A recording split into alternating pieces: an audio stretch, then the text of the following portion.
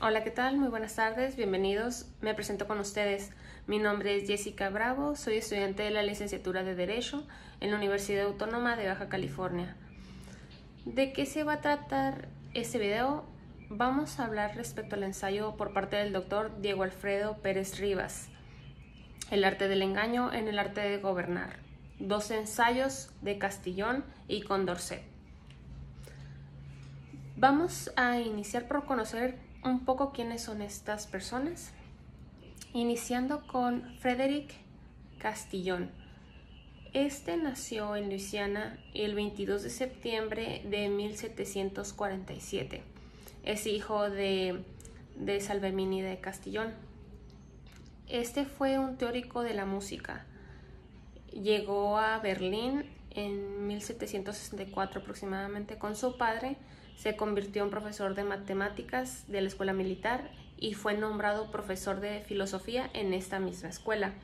Ganó el premio de la Academia de Berlín en respuesta a la pregunta si es útil engañar al pueblo. Ahora vamos a hablar respecto a Mary Jane Márquez de Condorcet. Nacido en 1743, fue un filósofo, teórico, político y matemático francés. Se dice que sus ideas ya abarcan una amplia gama de temas, desde la educación hasta la igualdad de derechos.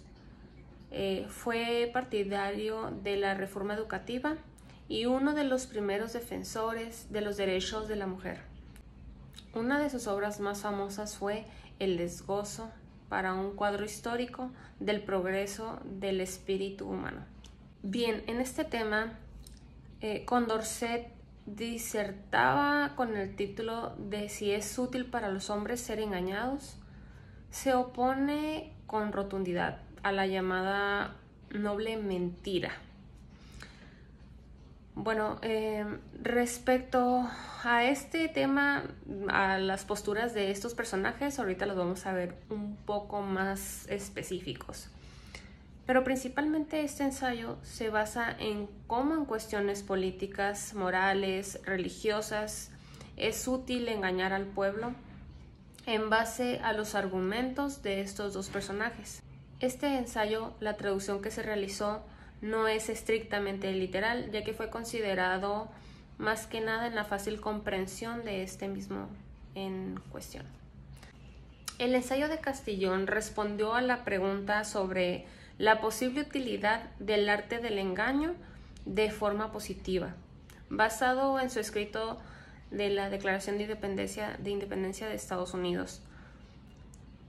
El ensayo de Castillón ganó el concurso en la modalidad de los que argumentaban que sí es útil engañar al pueblo, mientras que en la categoría de que no es útil engañar al pueblo, venció el escritor alemán Rudolf Becker. Pero en esta ocasión dejando fuera a Becker porque el autor lo considera particularmente tedioso para los lectores. En el ensayo de Condorcet está la pregunta sobre la utilidad del arte del engaño en el arte del gobierno, donde se plantea respecto a cómo era anteriormente el sistema basado en tradición y a sus viejas culturas, pero en la actualidad hay un avance grande en los derechos de las personas. Ahora bien, vamos a hablar un poco de Maquiavelo. Como muchos lo conocen, es el padre de la ciencia. La postura de él era que consideraba que el arte del engaño era una herramienta eficaz para el arte del gobierno, ya que éste debía ser astuto como un zorro y fuerte como un león. En este sentido, consiste en afirmar que como gobernante era mejor ser temido a ser amado. Es importante señalar que dicha idea ha sido tan poderosa históricamente que todavía hoy el arte del engaño sigue siendo justificado como lo es en la seguridad nacional. Y de esta forma la justifican como necesidad de utilizar ese método y manipular ahora sí que a su conveniencia.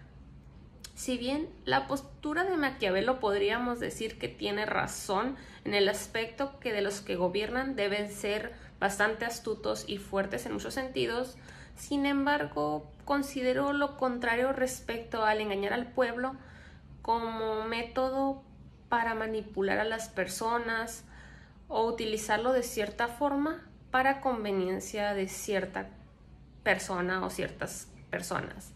Pero bueno, para Castillón, él consideraba que no solamente era útil engañar al pueblo, sino que de cierta forma era una necesidad para la paz social, ya que consideraba que la sociedad era ignorante y es ignorante en autogobernarse.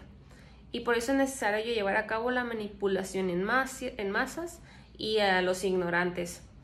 Asimismo, él consideraba que la creencia de Dios era lo que le da felicidad moral a las personas, siendo como un útil instrumento para educar a las personas moralmente.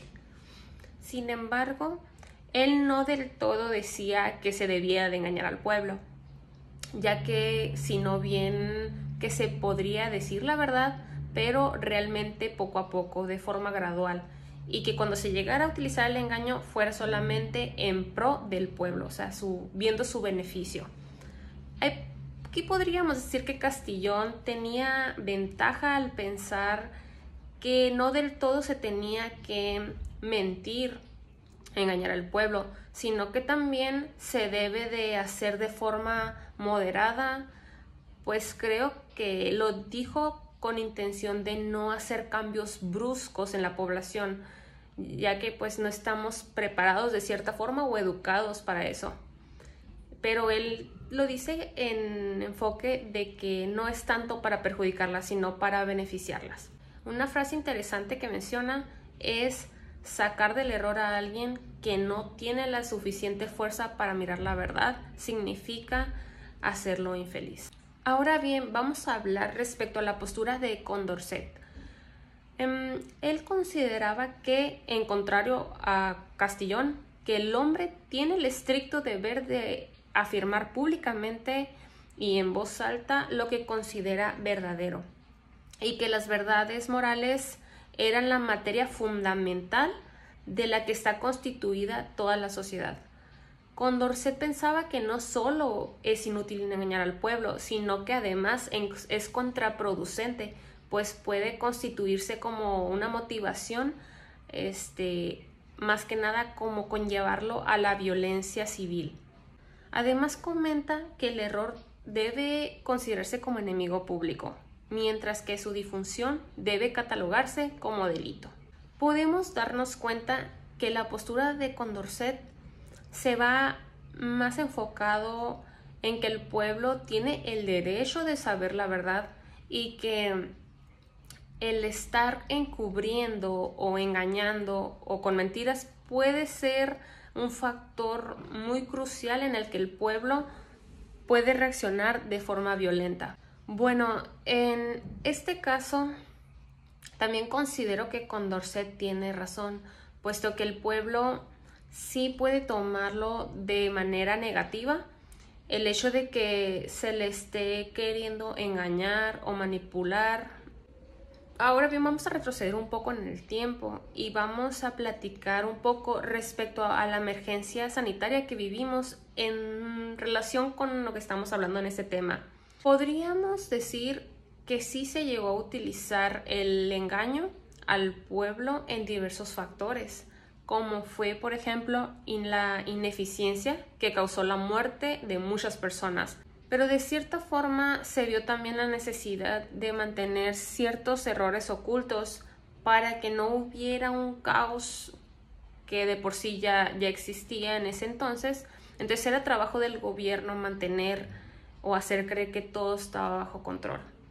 La gran incógnita sobre el arte del engaño en el arte de gobernar es de analizarse en diversas cuestiones, tanto políticas, de derecho, morales, económicas, de religión, entre muchas más, puesto que influye en gran medida en todos estos supuestos.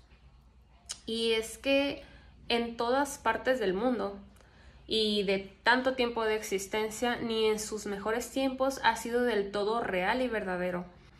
Considero que, en definitiva, la educación desde esa parte es sumamente indispensable. Empezar a enseñar a sobrellevar la verdad y hacer mentes más ilustradas y personas valientes para poder confrontar las verdades que nos presenten.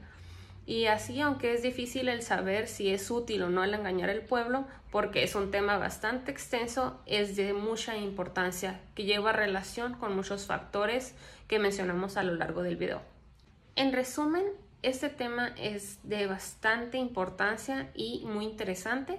El ensayo definitivamente te da una gran enseñanza en cómo saber de las dos posturas que estuvimos estudiando de estos filósofos, y de cierta forma podríamos decir que tienen la razón a su criterio y a su forma de verla, las ideas que tienen respecto al arte del engaño en el arte de gobernar. Lo importante es seguir estudiando, aprendiendo y ir mejorando por el bien de todos. Esto es todo por mi parte, espero que les haya gustado el video. Los invito a leer el ensayo del doctor Diego Alfredo Pérez Rivas y que tengan muy bonita tarde. Hasta luego.